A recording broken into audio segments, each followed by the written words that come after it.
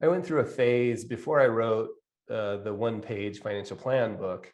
I went through a phase called the no plan financial plan, right? Like I was like, what if we stopped planning? And what if we stopped looking at projections and goals and we just focused on what am I doing today to move me in a direction? Like, can you see a world in which you're like, no, maybe you'd be better off without goals?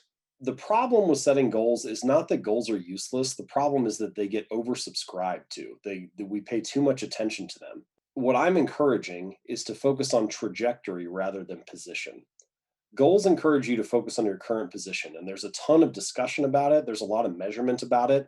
How much is the portfolio worth right now? What is the current stock price? What are the quarterly earnings? What's the number on the scale? Like all of this measurement about where we are right now in life. And instead, what I'm saying is the arrow pointed up and to the right, or is it flatlined? Is it moving down? Like, what's the trajectory? And let's focus on that. Am I getting 1% better or 1% worse? And put trajectory over Hmm. position. And that's kind of the core thing that I'm trying to get at. You still need some idea of, is it directionally correct? So how do I know if the trajectory is right or not? And that's the usefulness of understanding, what the goal is, or understanding what that kind of endpoint is. And so for me, I heard this recently. You may have seen it too, Carl. Shaan Puri, who's an entrepreneur, has this idea called ABZ. Mm.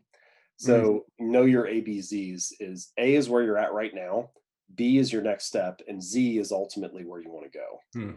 And Mhm. that aligns, I think, pretty well with my philosophy, which is the way that I try to think through it is I try to use what I call working backwards from magic. So I start at Z. I think about what would the magical outcome be? What would the ideal outcome be? Mm. And then let me work backwards from that and figure out what some different paths could look like.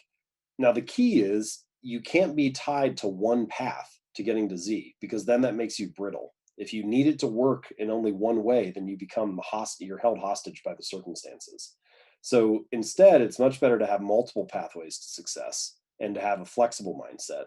And so you know what Z is, you come back to A, which is the current situation, and you say, what is the truth of the situation right now? What is reality? What am I actually Mm. dealing with? What are Mm. the resources I have available, the skills that I have? And then let me just figure out what B is. I don't need to know C through Y right now. I don't need to know all the Right. steps. All I need to know is what my Right. next step is and whether the trajectory is moving me toward the outcome that I want. And if it is, Mm. then you can just continue to stay focused on the process and just A to B, A to B, A to B, and Z can stay out there in the distance and you know that you're moving in the right direction.